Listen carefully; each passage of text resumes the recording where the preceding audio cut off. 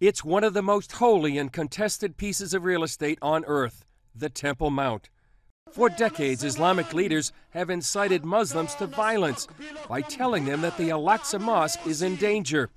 First, they claim that the Israelis were undermining its foundations to make it collapse.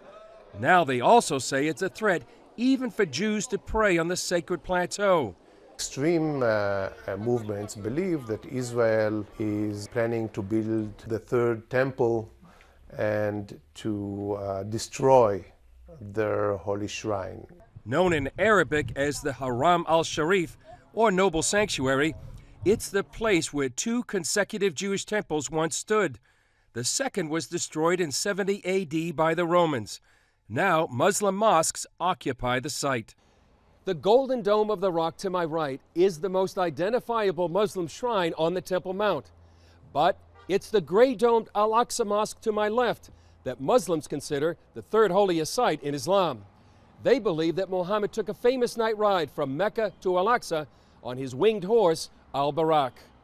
Al-Aqsa was first built in 705 AD. In Muslim theology, the site precedes the Jews and goes back to creation. You know, Adam, when he descended from the heaven, he came here and he was pray here. No different between Sulaiman and King David and all the prophets is all the same. They're all been in Al-Aqsa Mosque. Today, the entire plateau is referred to as Al-Aqsa. Nadav Shragai wrote the Al-Aqsa is in danger libel, The History of a Lie. He says when Muslim leaders want to unite the masses, they claim it's in danger. The match that ignites the people and brings them to the streets and causes violence is this libel. Al-Aqsa is in danger and this is baseless. Archaeologist Dr. Gabriel Barkai says there have been excavations near the Temple Mount, but never under it. One of the cornerstones of Western civilization was never touched by the spade of the archaeologist. Barkai says it was Muslims, not Jews, who began digging in an attempt to rewrite history. Since the 90s, there were many destructive diggings going on in the Temple Mount, which were not for archaeological purposes, but the contrary, for destroying archaeological data. Around 2000, the Islamic religious authorities dug up thousands of years of history with bulldozers from under the Temple Mount to make room for a giant mosque. Barkai headed an operation to save artifacts from the discarded material. Years later, archaeologists and volunteers still sift through the debris. According to Shragai, then Grand Mufti of Jerusalem, Hajj Amin al-Husseini started the libel against Israel in the 1930s. He accused the Jews of wanting to collapse the mosques on the Temple Mount. That led to Muslim rioting and murder of the Jews, just the first of many incidents.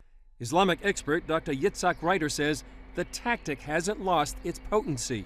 They really believe in what they think.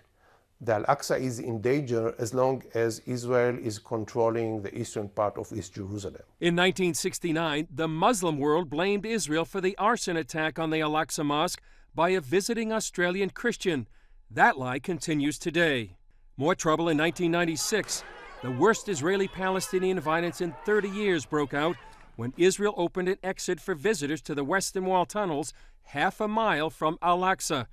And in 2004, rain, snow, and a minor earthquake toppled the entrance ramp to the Temple Mount. That provoked an international Islamic uproar when Israel tried to rebuild it. We asked Muslims in Jerusalem what they think. It's in danger. To destroy him, to take the place, it's in danger. They are digging underneath it and digging and digging, and they don't find anything. God will save it. Recently, Israel arrested a key Islamic figure for incitement.